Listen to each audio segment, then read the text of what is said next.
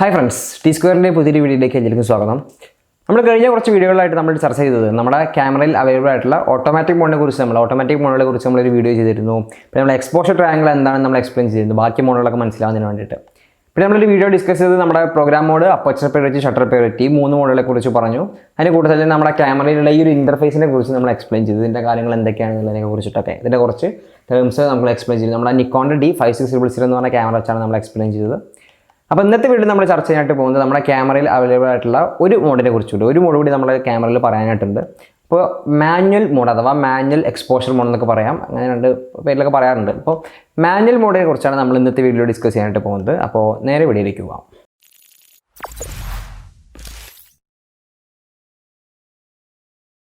Manual mode എന്ന് പറഞ്ഞാൽ എന്താണ്? നമ്മൾ ബാക്കി മോഡുകളൊക്കെ ചർച്ച ചെയ്തപ്പോൾ നമ്മുടെ മാനുവൽ മോഡിനെ അതിൽ നിന്ന് മാറ്റി നിർത്തിയത്. നമ്മൾ അപ്പർച്ചർ പ്രയോറിറ്റി ആയിക്കോട്ടെ, ഷട്ടർ പ്രയോറിറ്റി ആയിക്കോട്ടെ, പ്രോഗ്രാം മോഡ് ആയിക്കോട്ടെ, ഈ കാര്യങ്ങളൊക്കെ പറഞ്ഞപ്പോൾ നമ്മൾ മാനുവൽ മോഡിനെ കുറിച്ച് അവിടെ ഒന്നും പറഞ്ഞില്ല. മാനുവൽ മോഡ് ഒരു സെപ്പറേറ്റ് വീഡിയോ ആയിട്ട് തന്നെ ചെയ്യാമെന്ന് വിചാരിച്ചു. അപ്പോൾ ഇത് വീഡിയോയ്ക്കുള്ളത് വെച്ചാൽ നമ്മൾ വ്യത്യാസം പറയുമ്പോൾ മനസ്സിലാവും. മാനുവൽ മോഡ് എന്ന് പറഞ്ഞു കഴിഞ്ഞാൽ നമ്മൾ നമ്മുടെ ക്യാമറയിലുള്ള അപ്പർച്ചർ, ഷട്ടർ സ്പീഡ്, ISO എന്ന് വേണ്ട എല്ലാ കാര്യങ്ങളും നമ്മൾ തന്നെ സെറ്റ് ചെയ്യുന്നതാണ് മാനുവൽ മോഡ് എന്ന് പറഞ്ഞു കഴിഞ്ഞാൽ. മാനുവലി എല്ലാം സെറ്റ് ചെയ്തുകൊണ്ട് നമ്മൾ തന്നെ ആ ഒരു ഫോട്ടോനെ അല്ലെങ്കിൽ അതിനെ കമ്പോസ് ചെയ്യുന്ന ഒരു രീതിയാണ്, അല്ലെങ്കിൽ അങ്ങനെ ഒരു മോഡാണ് മാനുവൽ മോഡ് എന്ന് പറയുന്നത്. നമ്മൾ തന്നെയാണ് എല്ലാ കാര്യം ചെയ്യേണ്ടത്. ക്യാമറ നമുക്ക് വേണ്ടി ഒന്നും ചെയ്തു തരില്ല. അതാണ് മാനുവൽ മോഡ് എന്ന് പറഞ്ഞു കഴിഞ്ഞാൽ. അപ്പോൾ സിമ്പിളായിട്ട് കാര്യം മനസ്സിലായിട്ടുണ്ടാവും. ഈ ഒരു ബാക്കി വീഡിയോസൊക്കെ കണ്ട ഏകദേശം ഐഡിയ കിട്ടിയവർക്ക് മനസ്സിലായിട്ടുണ്ടാവും മാനുവൽ മോഡ് എന്താണ്. നമ്മൾ ബാക്കി കാര്യങ്ങൾ പറഞ്ഞപ്പോൾ തന്നെ നമ്മൾ ഓരോ കോമ്പിനേഷൻസ് ആയിരുന്നു. ഇപ്പോൾ അപ്പർച്ചർ പ്രയോറിറ്റി ആണെങ്കിൽ അപ്പർച്ചറിനനുസരിച്ച് ഷട്ടർ സ്പീഡ് നമുക്ക് തന്നിരുന്നു. അപ്പർച്ചർ നമ്മൾ മാറ്റുന്നതനുസരിച്ച് ഷട്ടർ സ്പീഡ് ക്യാമറ നമുക്ക് തന്നിരുന്നു. ഷട്ടർ പ്രയോറിറ്റി ആണെങ്കിൽ നമ്മൾ ഷട്ടർ സ്പീഡ് മാറ്റുന്നതനുസരിച്ച് ഒരു അപ്പർച്ചർ നമുക്ക് തന്നിരുന്നു. അവിടെ ISO നമ്മൾ തന്നെ മാറ്റണം കേട്ടോ. പിന്നെ പ്രോഗ്രാം മോഡാണെങ്കിൽ നമുക്കറിയാം അപ്പർച്ചറും ഷട്ടർ സ്പീഡും കൂടി ഒരു കോമ്പിനേഷനാണ് പ്രോഗ്രാം മോഡിൽ നടന്നിരുന്നത്. അപ്പോൾ അവിടെയൊക്കെ തന്നെ കുറച്ചൊക്കെ ക്യാമറ നമ്മളെ സഹായിച്ചിരുന്നു പറയാൻ സാധിക്കും. എന്നാൽ മാനുവൽ മോഡിനെ കുറിച്ച് നോക്കുകയാണെങ്കിൽ അവിടെ നമുക്ക് പ്രത്യേകിച്ച് ഒന്നും കിട്ടില്ല. നമ്മൾ തന്നെ സെറ്റ് ചെയ്യണം.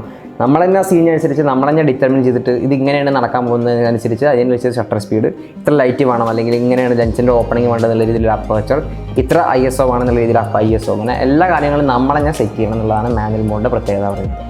അപ്പോൾ മാനുവൽ മോഡിനെ കുറിച്ച് നമ്മൾ നോക്കുകയാണെങ്കിൽ മാനുവൽ മോഡ് എന്ന് പറഞ്ഞു കഴിഞ്ഞാൽ നമ്മൾ പറഞ്ഞല്ലോ നമ്മളെല്ലാം നമ്മൾ തന്നെ മാറ്റണമെന്ന് പറഞ്ഞു. ഓക്കെ, അപ്പോൾ ഈ ഒരു സംഭവം നോക്കുകയാണെങ്കിൽ നമുക്കറിയാം ഷട്ടർ സ്പീഡ് മാറ്റുന്നതിന് നമ്മുടെ ഏതൊരു ക്യാമറയിൽ ഒരു ഡിഫോൾട്ട് ഒരു ഡയൽ ഉണ്ടായിരിക്കും. അപ്പോൾ ആ ഒരു ഡയൽ തിരിച്ചിട്ടാണ് നമ്മൾ എന്താണ് ഷട്ടർ സ്പീഡ് മാറ്റുക. അപ്പോൾ ഷട്ടർ സ്പീഡ് മാറുന്നുണ്ട്.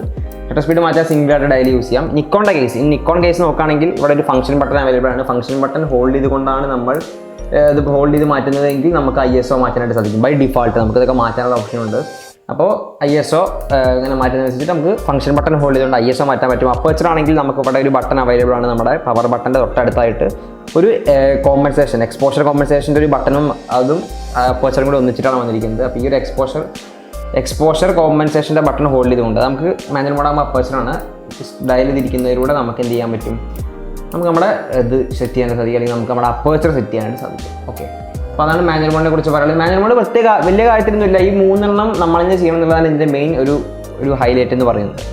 അപ്പോൾ നമ്മൾ ഇനി എന്താണ് നോക്കുന്നത്, നമ്മുടെ സെറ്റിങ്സിനെ കുറിച്ച് നോക്കുകയാണെങ്കിൽ നമ്മൾ പറയുന്നത് സെറ്റിങ്സ് ഒക്കെ തന്നെയാണ്. ബേസിക് ക്വാളിറ്റി എങ്ങനെ വേണമെങ്കിൽ മാറ്റാം, ഇമേജ് സൈസ്, ബ്രാക്കറ്റിംഗ് നമുക്ക് എങ്ങനെ വേണമെങ്കിൽ ചെയ്യാം, high dynamic range, activity lighting, white balance, ഇതൊക്കെ നമ്മൾ ഡിസ്കസ് ചെയ്ത ടേംസ് തന്നെയാണ്. വീഡിയോസൊക്കെ തന്നെ പറഞ്ഞാണ്, വെറുതെ പറഞ്ഞ സമയം വേണ്ട ആവശ്യമില്ല. പിന്നെ ISO കാര്യം നമുക്കറിയാം. പിന്നെ എക്സ്പോഷർ കോമ്പൻസേഷൻ, ഫ്ലാഷ് കോമ്പൻസേഷൻ, ഫ്ലാഷിൻ്റെ കാര്യം, metering mode, spot metering, central weighted metering, spot metering, അങ്ങനെ 3 മീറ്ററിംഗ് മോഡുകൾ. പിന്നെ ഓട്ടോ ഫോക്കസ് ഏരിയ മോഡ് നമ്മൾ പറഞ്ഞിരുന്നു. ഡിഫറൻ്റ് ആയിട്ടുള്ള ഓട്ടോ ഫോക്കസ് ഏരിയ മോഡ്സിനെ കുറിച്ച് പറഞ്ഞിരുന്നു. ബാക്കിയൊന്നും തന്നെ വ്യത്യാസമില്ല. ഫോക്കസ് മോഡ്സും പിന്നെ നമ്മുടെ സെറ്റ് പിക്ചർ കൺട്രോൾ അഥവാ പിക്ചർ കൺട്രോൾ സെറ്റ് ചെയ്യാനുള്ളത് അങ്ങനെ സെറ്റിംഗ്സ് എന്ന നിലയ്ക്ക് വന്നിട്ടുള്ളത്. പിന്നെ അവിടെ നോക്കുകയാണെങ്കിൽ നമ്മുടെ ഒരു എക്സ്പോഷറിൻ്റെ ഒരു മീറ്റർ, ഒരു ഡയൽ വന്നിട്ടുണ്ട്. പിന്നെ ബാക്കിയുള്ള സെറ്റിങ്സ് ഒക്കെ സെയിം തന്നെ. അപ്പോൾ ഈ ഒരു മാനുവൽ മോഡ് എന്ന് പറഞ്ഞു കഴിഞ്ഞാൽ നമുക്ക് പ്രത്യേകിച്ച് ഇതിൽ നമ്മൾ ക്യാമറ നമുക്കൊന്നും ചെയ്തു തരില്ല. നമ്മൾ പിന്നെയും പറയുകയാണ് ക്യാമറ ഒന്നും ചെയ്തു തരില്ല. നമ്മൾ എന്തായിക്കോട്ടെ, ഷട്ടർ സ്പീഡ് ആയിക്കോട്ടെ, അപ്പർച്ചർ ആയിക്കോട്ടെ, ISO ആയിക്കോട്ടെ, ഇതൊക്കെ നമ്മൾ തന്നെ സെറ്റ് ചെയ്യണം എന്നുള്ളതാണ് ഇതിൻ്റെ പ്രത്യേകത പറയുന്നത്. അപ്പോൾ ഈ മാനുവൽ മോഡ് എന്ന് പറഞ്ഞു കഴിഞ്ഞാൽ നമ്മൾ അത്യാവശ്യം ഫോട്ടോഗ്രാഫി നല്ല രീതിയിൽ അറിയുന്നവർക്കൊക്കെ മാനുവൽ മോഡ് യൂസ് ചെയ്യാവുന്നതാണ്. പിന്നെ മാനുവൽ മോഡിൻ്റെ പ്രശ്നമായിട്ട് നമുക്ക് പറയാവുന്നത് ഒരു ക്വിക്കായിട്ടുള്ള സീൻസൊക്കെ ആണെങ്കിൽ, ഇപ്പോൾ നമുക്കിപ്പോൾ ഒരാൾ നമ്മളെ വിളിച്ചിട്ട് നമ്മൾ പറഞ്ഞ ഒരു ഫോട്ടോ പോയി പെട്ടെന്ന് ഒരാൾ നടന്നു നമ്മളുടെ ഒരു ഫോട്ടോ എടുത്ത് ചോദിച്ചു. അപ്പോൾ നമുക്ക് മാനുവൽ മോഡ് കയറി കഴിഞ്ഞാൽ നമ്മൾ ആ ഒരു സീനനുസരിച്ചിട്ട് നമ്മളെ ക്യാമറ പുറത്തെടുത്തിട്ട് അല്ലെങ്കിൽ നമ്മളിപ്പോൾ ജസ്റ്റ് ഒരു ക്യാമറ എടുത്തിട്ടാണെങ്കിൽ നമ്മൾ വേറൊരു ഫോട്ടോ ട്രൈ ചെയ്തിട്ടുണ്ടെങ്കിൽ നമ്മൾ അതിനനുസരിച്ചുള്ള ഷട്ടർ സ്പീഡ്, ISO, അപ്പർച്ചർ, ഈ കണ്ട സാധനങ്ങൾ ഫുൾ സെറ്റ് ചെയ്ത് വരുമ്പോഴേക്ക് ഒരുപാട് സമയം എടുക്കും. അപ്പോൾ മാനുവൽ മോഡ് എന്ന് പറഞ്ഞു കഴിഞ്ഞാൽ നമുക്ക് പെട്ടെന്ന് ചാടി കയറി നമുക്ക് മാനുവൽ മോഡ് ചെയ്യണമെങ്കിൽ അതിനനുസരിച്ച് സ്പീഡും ആ ഒരു സീൻ ഡിറ്റർമിൻ ചെയ്തുകൊണ്ട് അതിനനുസരിച്ച് ഷട്ടർ സ്പീഡും ISO ഒക്കെ നമ്മൾ തന്നെ ആലോചിച്ച് ഏകദേശം എത്രത്തോളം ആണെന്ന് നമുക്ക് മനസ്സിലാക്കാൻ സാധിക്കും. ഇപ്പോഴത്തേക്ക് എളുപ്പമാണ്. പക്ഷേ ഇതൊക്കെ എളുപ്പമാണ് ഡിറ്റർമിൻ ചെയ്യാൻ. നമ്മൾ ഈ ഒരു കാര്യങ്ങളൊക്കെ തന്നെ നമ്മൾ ഇപ്പോൾ ഈ പറഞ്ഞ തിയറീസൊക്കെ നമ്മളിപ്പോൾ കാര്യങ്ങളൊക്കെ പറഞ്ഞു, നമ്മളിപ്പോൾ അത്യാവശ്യം എല്ലാ മോഡുകളും ഡിസ്കസ് ചെയ്തു. മാനുവൽ മോഡിനെ കുറിച്ച് അത്ര തന്നെ പറയുള്ളൂ, മാനുവൽ മോഡിനെ കുറിച്ച് വേറെ കാര്യമായിട്ടൊന്നും പറയാനില്ല.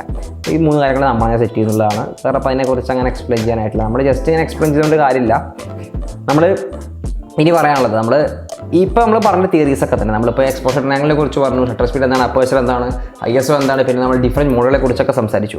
അപ്പോൾ നമ്മൾ ഫോട്ടോഗ്രാഫി പഠിക്കുന്നവരാണെങ്കിൽ ആദ്യം നമ്മൾ പറഞ്ഞ ഓട്ടോമാറ്റിക് മോഡുകളൊക്കെ ട്രൈ ചെയ്ത് നോക്കുക. നമുക്ക് ക്യാമറ തന്നെ സെറ്റിങ്സൊക്കെ സെറ്റ് ചെയ്ത് തരുന്ന മോഡുകളൊക്കെ നമ്മൾ ആദ്യം ട്രൈ ചെയ്ത് നോക്കുക. പിന്നെ നമ്മൾ ചെയ്യേണ്ടത് നമ്മുടെ ബാക്കിയുള്ള 3 മോഡുകളായിട്ടുള്ള aperture priority, shutter priority, program mode, ഈ 3 മോഡുകളാണ് നമ്മൾ പിന്നെ ചെയ്ത് നോക്കുന്നത്, പിന്നെ ട്രൈ ചെയ്ത് നോക്കുന്നത്.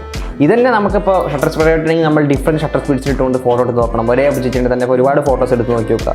അപ്പോൾ നമുക്ക് മനസ്സിലാവും ഇത് ഇങ്ങനെയാണ് സംഭവം. ഇതും കൂടുന്നതിനനുസരിച്ചിട്ട് ഇപ്പോൾ ഷട്ടർ സ്പീഡ് കൂടി കഴിഞ്ഞാൽ നമുക്കറിയാം അണ്ടർ എക്സ്പോസ്ഡ് ആയിരിക്കും. അപ്പോൾ അതിനനുസരിച്ച് നമ്മൾ ആ ISO സെറ്റ് ചെയ്യണം, നമുക്ക് മനസ്സിലാക്കാൻ സാധിക്കും.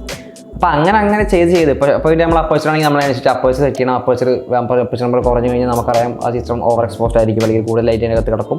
അപ്പോഴും നമുക്കിപ്പോൾ ലൈറ്റ് കുറവാണെങ്കിൽ നമ്മൾ അതിനനുസരിച്ച് ISO കൂട്ടണം. ഓക്കെ, അപ്പോൾ അങ്ങനെ ഇപ്പോൾ പ്രോഗ്രാം ആണെങ്കിൽ നമുക്ക് അതിനനുസരിച്ചുള്ള സംഭവം തരും, അല്ലെങ്കിൽ അതിനനുസരിച്ച് ഷട്ടർ സ്പീഡും അപ്പേർച്ചറും ക്യാമറ തന്നെ അഡ്ജസ്റ്റ് ചെയ്തിരുന്നു നമുക്കറിയാം. അപ്പോൾ അത്തരത്തിൽ നമ്മളതിനെ ഫോട്ടോസ് എടുത്തെടുത്ത് പഠിക്കാനാണ്, അല്ലാതെ നമ്മളിപ്പോൾ ഈ തിയറി മാത്രം നോക്കി എന്നുള്ളത് കൊണ്ട് നമുക്ക് പ്രത്യേകിച്ച് കാര്യമായില്ല. നമ്മൾ അതിൻ്റെ ഫോട്ടോഗ്രാഫി നമ്മൾ ചെയ്ത് തന്നെ പഠിക്കണം. അപ്പോൾ ഈ 3 മോഡുകൾ കഴിഞ്ഞതിന് ശേഷം മാത്രമേ നമ്മൾ മാനുവൽ മോഡ് ശരിക്ക് ചെയ്യാവുള്ളൂ. ഞാൻ സജസ്റ്റ് ചെയ്യാത്തതാണ്. ആദ്യം നമ്മൾ ചാടി കയറി മാനുവൽ മോഡ് ചെയ്യുന്നതിൽ എനിക്കത്ര യോജിപ്പില്ല, അല്ലെങ്കിൽ അതൊരു നല്ല ശരിയായൊരു വഴിയല്ല. ആദ്യം തന്നെ മാനുവൽ മോഡ് മുഴുവനായിട്ട് കയറി ചെയ്യാൻ പറഞ്ഞത്. കാരണം നമ്മൾ ഈ മോഡുകളിലൊക്കെ നമ്മൾ ആദ്യം തന്നെ മാനുവൽ മോഡ് ചെയ്യേണ്ട. നമ്മൾ ആദ്യം ഈ നമുക്കുള്ള അവൈലബിൾ ആയിട്ടുള്ള കുറച്ചൊക്കെ നമ്മുടെ ക്യാമറ ഹെൽപ്പ് ചെയ്ത രീതിയിലുള്ള മോഡുകളൊക്കെ ട്രൈ ചെയ്ത് നോക്കിയതിന് ശേഷം അതിൻ്റെ അവസ്ഥ എന്താ അതിൻ്റെ പാടെന്ന് മനസ്സിലാക്കിയതിന് ശേഷം മാത്രം മാനുവൽ മോഡ് യൂസ് ചെയ്യുക എന്നുള്ളതാണ് എനിക്ക് പറയാനായിട്ടുള്ളത്. പിന്നെ നമ്മൾ മാനുവൽ മോഡ് എടുക്കുകയാണെങ്കിൽ തന്നെ നമ്മൾ പുറത്തേക്കൊക്കെ ഇറങ്ങിയിട്ട് നമ്മുടെ ഔട്ട്ഡോറൊക്കെ പോയിട്ട് നമ്മൾ ഒരുപാട് ഫോട്ടോസ് എടുത്ത് നോക്കിയേക്കാം. അപ്പോൾ ഒരു സീനിനെ തന്നെ ഒരു ലാൻഡ്സ്കേപ്പ് ഒക്കെ ആണെങ്കിൽ നമ്മൾ അതിനനുസരിച്ച് നമ്മൾ ഫോട്ടോസ് എടുത്ത് നോക്കിക്കാം. അപ്പോൾ നമുക്ക് മനസ്സിലാവും ഇത് ഇങ്ങനെ ഒരു ഷട്ടർ സ്പീഡ് ആണെങ്കിൽ, ഇങ്ങനെ ഒരു അപ്പേർച്ചർ ആണെങ്കിൽ, ഇങ്ങനെ ഒരു ISO ആണെങ്കിൽ ഈ ഫോട്ടോയുടെ കോലം എന്താണെന്ന് നമ്മൾ ഒരുപാട് ഫോട്ടോസ് എടുത്തിട്ട് തന്നെ പഠിക്കണം. എന്നാൽ തന്നെ നമുക്ക് കാര്യം മനസ്സിലാവുള്ളൂ. അപ്പോൾ ഇത്രയും ഫോട്ടോസ് എടുത്ത് കഴിഞ്ഞാൽ നമുക്ക് ഏകദേശം മനസ്സിലാവും ഇത് ഇങ്ങനെ ഇട്ടത് ഇങ്ങനെ കിട്ടും, ഈ ലൈറ്റ് അനുസരിച്ചിട്ട് ഇങ്ങനെയാണെന്നുള്ളത്. അപ്പോൾ കൺസെപ്റ്റുകൾ ക്ലിയർ ആക്കുക. പിന്നെ അതിനുശേഷം നമ്മൾ പ്രാക്ടിക്കലായിട്ട് നമ്മൾ ഫോട്ടോസൊക്കെ തന്നെ എടുത്ത് നോക്കുക. എങ്കിൽ മാത്രമേ നമുക്ക് ഫോട്ടോഗ്രാഫി ഉള്ളൊരു സംഭവം കറക്റ്റായിട്ട് മനസ്സിലാക്കേണ്ടത്. ഇപ്പോൾ ഞാൻ പറയുന്നത് എനിക്കിപ്പോൾ കാര്യമായിട്ട് അറിഞ്ഞോളണമെന്നൊന്നുമില്ല, എന്നാലും പറയാം ഇങ്ങനെയൊക്കെ ചെയ്താലാണ് സംഭവം മനസ്സിലാവുള്ളൂ എന്നുള്ളത്. ഞാനൊരു എക്സ്പേർട്ടോ അങ്ങനെയൊന്നും ഞാൻ പറയില്ല, എക്സ്പേർട്ടൊന്നുമല്ല. നമുക്ക് ജസ്റ്റ് ഇതിനെക്കുറിച്ചൊക്കെ അറിയാം. അപ്പോൾ എനിക്കറിയാവുന്ന കാര്യങ്ങൾ നിങ്ങളിലേക്ക് എത്തിക്കുക എന്നുള്ളത് മാത്രമേ ഞാൻ ചെയ്തിട്ടുള്ളൂ. അപ്പോൾ വല്ല മിസ്റ്റേക്സ് ഒക്കെ ഉണ്ടെങ്കിൽ നിങ്ങൾക്ക് കമൻറ്റ് ബോക്സിൽ അറിയിക്കാൻ നമ്മളത് തിരുത്തുന്നതാണ്. ഓക്കെ, അപ്പോൾ അത്രയൊക്കെയാണ് നമുക്കിപ്പോൾ മാനുവൽ മോഡിനെ കുറിച്ച് നമുക്ക് സംസാരിക്കാനുള്ളത്. പിന്നെ നമ്മളിപ്പോൾ എക്സ്ട്രാ കാര്യങ്ങളൊക്കെ പറഞ്ഞു. നമ്മളിപ്പോൾ ഫോട്ടോഗ്രാഫി അപ്രോച്ച് ചെയ്യണം, അല്ലെങ്കിൽ എങ്ങനെ കാര്യങ്ങൾ മനസ്സിലാക്കണം എന്നുള്ള കാര്യങ്ങളൊക്കെയാണ് ഇപ്പോൾ പറഞ്ഞത്. അപ്പോൾ നമ്മൾ ഈ ഒരു വീഡിയോ ഡിസ്കസ് ചെയ്തത് നമ്മുടെ മാനുവൽ മോഡിനെ കുറിച്ചാണ്. നമ്മുടെ ക്യാമറ അവൈലബിൾ ആയിട്ടുള്ള മാനുവൽ മോഡ് എന്താണ് മാനുവൽ മോഡ് എന്ന് പറഞ്ഞു. പിന്നെ അതിൻ്റെ കാര്യങ്ങളൊക്കെ തന്നെ പറഞ്ഞു. കാര്യമായിട്ടൊന്നും എക്സ്പ്ലെയിൻ ചെയ്യേണ്ടതില്ല, നമ്മൾ മുൻ വീഡിയോകളിലൊക്കെ പറഞ്ഞ കാര്യങ്ങൾ തന്നെയാണ് പിന്നെ റിപ്പീറ്റ് ചെയ്തുകൊണ്ടിരിക്കുകയാണ്. കൂടുതൽ ടേംസ് ആയിക്കോട്ടെ, എന്തൊക്കെയാലും കാര്യങ്ങളൊക്കെ പറഞ്ഞുകൊണ്ടിരിക്കുന്ന കാര്യങ്ങൾ തന്നെയാണ്. അതുകൊണ്ട് തന്നെ അധികം എക്സ്പ്ലെയിൻ ചെയ്യേണ്ടി വന്നില്ല. അപ്പോൾ തന്നെ മാനുവൽ മോഡിനെ കുറിച്ച് പറയാനുള്ളത്. പിന്നെ നമ്മൾ ഫോട്ടോഗ്രാഫി എങ്ങനെ ചെയ്യണം, അല്ലെങ്കിൽ എങ്ങനെ ചെയ്ത് പഠിക്കണം എന്നുള്ളത് എൻ്റേതായിട്ടുള്ള ഒരു കൺസെപ്റ്റാണ് ഞാൻ നിങ്ങളോട് ഷെയർ ചെയ്തത്.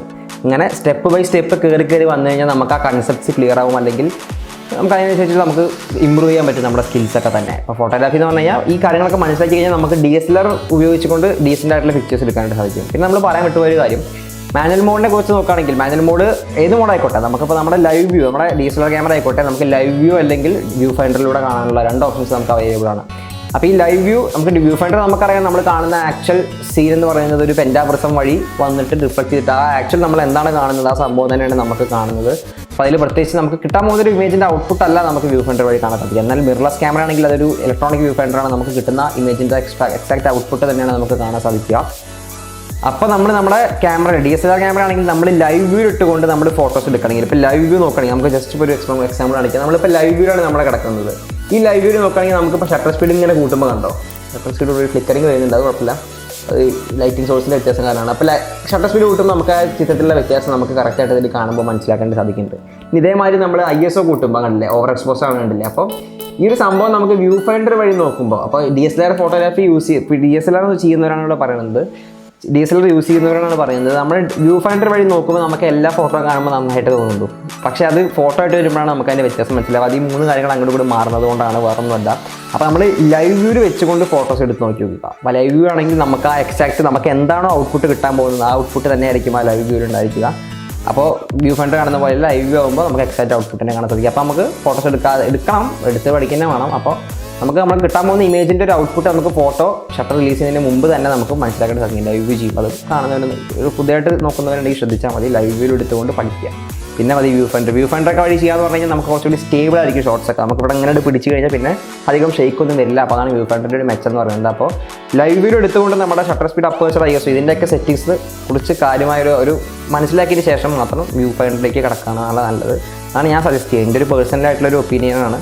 അപ്പോൾ അതാണ് ഞാൻ പറയാനായിട്ടുള്ളത്. അതാണ് ഞാൻ പറഞ്ഞത്. ഓക്കെ, അപ്പോൾ അത്രയേ ഉള്ളൂ. നമ്മളതിപ്പോൾ ലാസ്റ്റ് എപ്പിസോഡായിരിക്കും. നമ്മളിപ്പോൾ ഫോട്ടോഗ്രാഫി ബേസിക്സ് എന്നുള്ള നിലയ്ക്കുള്ള കാര്യങ്ങളൊക്കെ ഇപ്പോൾ പറഞ്ഞു. നമ്മൾ ഏകദേശം എല്ലാ കാര്യങ്ങളും തന്നെ കവർ ചെയ്തിട്ടുണ്ട്. നമ്മുടെ എല്ലാ കാര്യങ്ങളും നമ്മൾ എല്ലാ ടേംസ് ആയിക്കോട്ടെ, പിന്നെ ബാക്കി മോഡുകളായിക്കോട്ടെ, എല്ലാം തന്നെ നമ്മൾ ഇൻ ടേംസ് ഓഫ് നിക്കോണാണ് ഇപ്പോൾ പറഞ്ഞത്. ഇത് കാനോൺ യൂസേഴ്സിന് റെഫർ ചെയ്യാം. കൺസെപ്റ്റ്സ് ഒക്കെ ഏകദേശം സെയിം തന്നെയാണ്. ഇപ്പോൾ ഈ ഷട്ടർ സ്പീഡ്, അപ്പേർച്ചർ, ISO ഇതൊന്നും ഇപ്പോൾ വേറെ ക്യാമറയിലാണെങ്കിലും വേറെ ബ്രാൻഡിങ് ആണെങ്കിലും ഒന്നും മാറുന്നില്ല. ഓക്കെ, അപ്പോൾ അത്രയേ ഉള്ളൂ. ഇനി പുതിയ വിഷയങ്ങളുണ്ടെങ്കിൽ അല്ലെങ്കിൽ സംശയങ്ങളുണ്ടെങ്കിൽ ഞാൻ എനിക്ക് അറിയാവുന്ന രീതിയിൽ നിങ്ങൾ കമൻറ്റിൽ അറിയിച്ചു കഴിഞ്ഞാൽ നമ്മൾ അതിനനുസരിച്ചുള്ള പുതിയ വീഡിയോസായിട്ട് വരും. പ്രത്യേകിച്ച് ഇപ്പോൾ പുതിയ സെറ്റിങ്സ് അല്ലെങ്കിൽ വേറെ വല്ല കാര്യങ്ങൾ ഫോക്കസ് ചെയ്തുകൊണ്ട് നമുക്ക് വീഡിയോസ് ചെയ്യണമെന്നുണ്ടെങ്കിൽ കമൻറ്റ് വഴി അറിയിക്കുക. നമ്മൾ അതിനനുസരിച്ചിട്ട് നമുക്ക് പറ്റാവുന്ന രീതിയിലൊക്കെ വീഡിയോസ് ചെയ്യും. ഓക്കെ, അപ്പോൾ അത്രയേ ഉള്ളൂ. മറ്റൊരു വിഷയമായിട്ട് വീണ്ടും കാണാം. അതുവരേക്കും ബൈ.